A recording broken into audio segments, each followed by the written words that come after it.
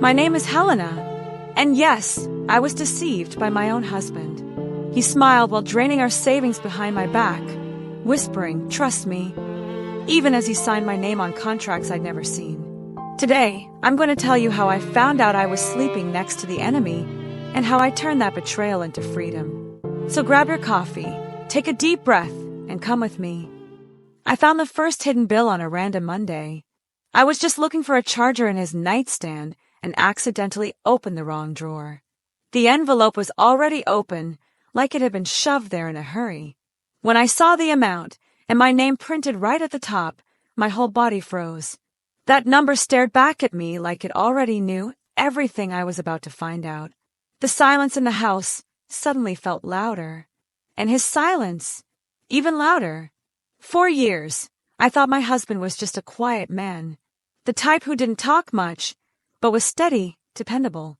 He used to say he didn't like dealing with money, that finances made him anxious, so I handled almost everything. But lately, he'd been more distracted, lost in thought, and I, foolishly, chalked it up to work stress. Maybe it was, or maybe it was the weight of too many lies. I tried to convince myself it was a mistake, that maybe someone had used my name without permission. I took a deep breath, snapped a photo of the bill, and put the envelope back exactly where I found it. I acted normal, even though my heart was pounding. The question kept drilling into my mind, why would he do this to me? But deep down, I already knew the answer. I just wasn't ready to admit it yet. That night, he brought me flowers. Lilacs. The same ones from our wedding. He said he missed me at lunch and wanted to surprise me. It was the strangest thing he could have done in that moment, because my heart was already on high alert. I smiled, said thank you, then went to the bathroom to wash my hands and cried in silence. A woman's intuition never lies, and mine was screaming. In the days that followed, I started seeing everything with new eyes. He was suddenly more attentive, unusually sweet. Every gesture felt rehearsed. It was like he sensed something was about to explode. And I started fearing what else I might find. I didn't want to investigate. I wanted it to be false. But real life doesn't wait until we're ready. I went to the bank alone, brought only my ID and the number from the bill. The clerk kept typing and shaking his head like he'd seen this movie before. My name was tied to a credit card I never applied for. And worse, there were others. The total debt, nearly 20,000 reis. My clean record, my peace, my trust, all slipping through my fingers. I walked home, couldn't even bring myself to take the bus. I needed air. I needed time. Every step felt like a countdown to the moment I'd have to face him. I kept thinking of all the dinners when he said everything was fine, of his calm smiles, his promises of our future. I was married to a stranger, and somehow I had ignored every sign. That night, I made dinner like always. He came home cracking jokes, playing music like it was just another night. I waited for him to take the first bite, and then I asked, straight out, "Is there something you want to tell me?" He froze for a second. 1 second, and it said everything. His hands trembled slightly. The fake smile fell from his face. The words didn't come right away, but the fear did. And in that instant, I knew my life was about to change forever. He couldn't look me in the eyes. He kept glancing away, like he was searching for an escape from the abyss he had just opened between us. But I didn't care what he had to say anymore. Words weren't going to fix this. I didn't want explanations. I wanted the truth, raw and unfiltered. He swallowed hard, took a deep breath, and finally said it. I got into debt. A lot of debt. I tried to fix it before you found out, but I couldn't. Those words hit me like a ton of bricks. But instead of sinking, I felt like I was floating above myself, watching the whole thing from a distance. My mind was a mess, but my body moved on autopilot. I wanted to scream, to curse, to demand answers. But instead, a strange cold calm settled in my chest. With every word he spoke, I saw more clearly. This wasn't just a slip-up. This was deliberate, secretive. Each number, each transaction, each lie all carefully hidden. I remembered how he used to look at me with those steady, confident eyes, always saying everything was under control, that we could breathe easy. And now, everything was crumbling. I thought about how he was always so calm, so composed, always with a plan, always knowing what to say. But now, sitting in front of me, he was defenseless. And I was completely alone. It felt like the ground had been pulled out from under me. I couldn't move. All I could do was whisper. How much? His answer hit like a wave of ice. He didn't have to say much. Just one word, a lot, was enough. He handed me the list. Unpaid bills, frozen payments, loans, overdrawn credit cards, all of it. There was no saving us. Our savings, our future plans, everything he had promised would be our foundation, was now sinking. He tried to explain, tried to apologize, but the words didn't land. There was a lump in my throat, so big I couldn't speak. I just stared at him blank. I didn't recognize this man anymore. He didn't look at me like someone who loved me, more like someone hiding from himself. He wasn't my husband anymore. He was a lost man, now unsure of what else he hadn't destroyed. I didn't know what to feel. Anger, sadness, shame. The humiliation hit harder than anything else. How could he do this to me? How could he drag us into this pit? Every penny I had worked so hard to save, he had tossed away. And the worst part, he knew. He knew, and he didn't tell me. He looked at me again, but I couldn't see the man I married. He had become a stranger, one who betrayed me not just with money, but with silence. In the middle of all that chaos, he dropped to his knees, begged, tried to touch me, but I pulled away. I didn't want his closeness anymore. I didn't want his comfort. I just wanted him gone, and the pain to leave with him. But it didn't. And the most painful truth, I had never felt more distant from him than I did in that moment. I wanted to believe there was still a way back, that maybe we could rebuild something, somehow. But his promises meant nothing now. Before I could even process, he got more desperate. He said, "I'll fix everything, you'll see. I'll work harder, I'll make it right." I just looked at him, empty. "No, you said that before, and I believed you. I can't trust you anymore. I'm not even sure I can trust myself." He went quiet, and for the first time I could breathe. It wasn't relief. It was a decision.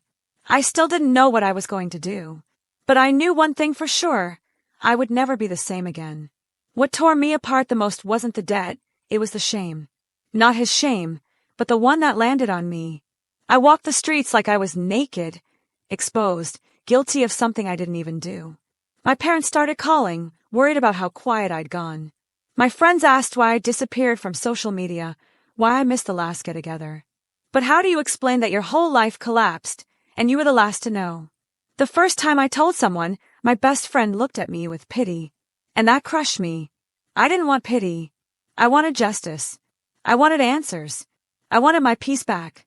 She said, "Girl, you've always been so smart. How did you let this happen?" That sentence echoed in my head for days. Like it was my fault. Like I had let myself be deceived on purpose. But the truth is, when you love someone, you believe them.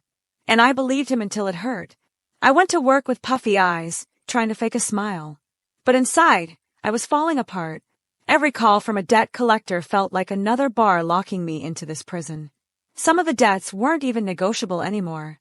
And the worst part, most of them were under my name. He used to say it was just, until he sorted something out, that later he'd fix it, take my name off. He never did. And now, my name carried all of his failures. I called one of the finance companies, asked about renegotiation. The rep on the phone asked if I wanted to open a fraud claim. I hesitated, because technically, he hadn't forged anything. I signed, trusting him, loving him. That's the cruelest part. When betrayal comes wrapped in affection, you can't even fight it. Love becomes evidence against you, an invisible contract of emotional submission. I even thought about disappearing, moving to another city, starting over somewhere no one knew me.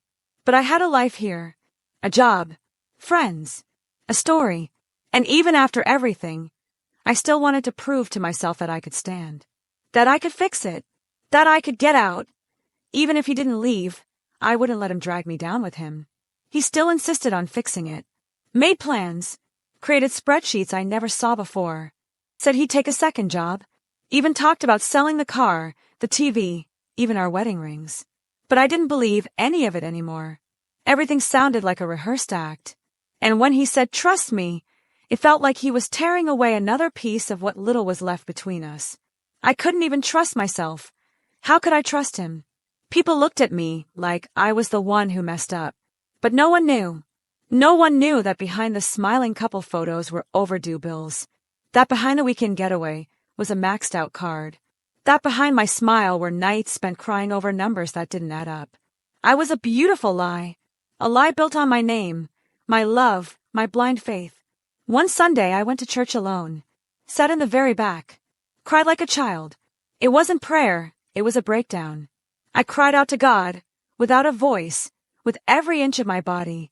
I asked what I had done wrong, why he let this happen. And in the silence, for the first time in days, I felt something different. Not an answer, but a calling. Like something whispered, "You're still here." And that's already a lot. I went home with a different kind of weight. I still didn't know how to get out of that mess. But I realized that as long as I carried his guilt on my shoulders, I'd never take the first step. The shame was his. The debt was his. And maybe, just maybe, the strength to rise was mine. The decision didn't come with shouting or bags being thrown out the window. It came in silence, steady, almost sacred. That Monday morning, I got up early, got dressed calmly, and went to the bank. Alone. I asked to close our joint accounts, cancel his additional cards, and open a new account in my name only. The manager looked at me surprised and asked, "Are you sure?" I just nodded.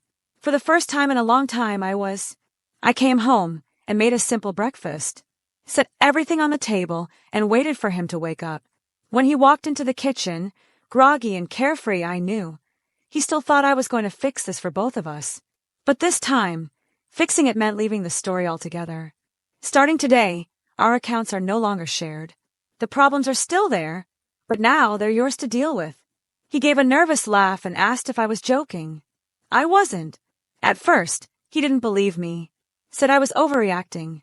That I was out of control. He threw every word he could to make me question my choice. But I didn't. For the first time, I didn't doubt myself. I had no idea how I was going to pay off all that debt. But I knew I couldn't stay tied to someone who kept pulling me under. He said he loved me, but love without responsibility is just selfishness wrapped in pretty words. I started working overtime. Took on a few freelance gigs on the weekends. Said no to social invites. Cut out all luxuries. Sold things around the house. I became someone I never thought I could be, a woman who gets things done. The collectors still called, but now it was me answering. Me negotiating. Me saying, "I'll pay this back." With my effort, not with anyone's lies. It wasn't easy, but it was real, and that gave me strength. In the middle of all that, a lot of people disappeared. Friends who said they'd be there. His family, treating me like I was the ungrateful one, the one who ruined the marriage. No one cared how many times I cried in the bathroom just to keep things together.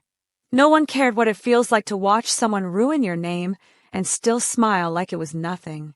But one thing I learned, not all solitude is punishment. Sometimes it's freedom. I started a small side project. Sold homemade sweets in the building lobby, made custom birthday cards. Simple things, but they gave me joy. Honest money. Clean work. Each coin felt like a new brick, helping me build a new story. A story that was only mine. People couldn't understand how I was still smiling. I didn't either. But something inside me, something quiet and stubborn, refused to sink. Of course, he tried to come back. Sent messages saying he missed me, that he was lost without me. One day, he even showed up with flowers again. Lilacs. Just like the ones from our wedding. But this time, they looked wilted before they even reached my hands. "Do you still love me?" he asked. I took a deep breath and replied, "Maybe, but I love myself more. And today, that's what matters." I didn't expect life to change overnight, but every step I took without him was a new beginning. A painful beginning, yes, but a necessary one.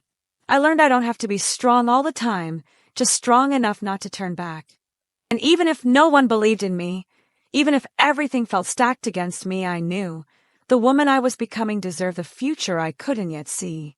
That night, lying on the couch, my feet aching and my bank account still in the red, I wrote in my notebook, I don't know where this is going, but if I've made it this far, I can go even further. 2 years later, I went back to the place where everything had fallen apart. The old house was empty, a for rent sign hanging in the window. I drove by slowly, without rush, like visiting a grave. I didn't cry. I didn't feel anger. Just silence. A silence filled with answers. That house wasn't mine anymore. But somehow, all the pain I went through there had brought me to the woman I am now. And I've never felt more whole. Today, I live in a small apartment, rented in my name, every piece of furniture bought with effort and truth. I still have debts, yes, but they're under control, organized, treated as what they are, part of a story, not my identity. I own a small creative stationery business now. It started with simple cards and keepsakes, and today it supplies local shops. It brings me income, but more than that, it brings me pride. It brings me peace. Not long ago, I ran into him by chance. He looked different, worn down, like he had lost his spark. He greeted me with a sad smile, tired eyes. You're doing well, he said, surprised. And I smiled gently and replied, I am. And you? He hesitated, said he was still trying to get his life together, that sometimes he missed our old routine. I just nodded. I missed it too sometimes, but not enough to ever go back. After that encounter, I went home, made myself a cup of tea, and sat on the couch. I pulled out my old notebook, the one where I poured out my pain, my plans, my survival. I read every page like I was listening to a woman I barely recognized, but deeply respected.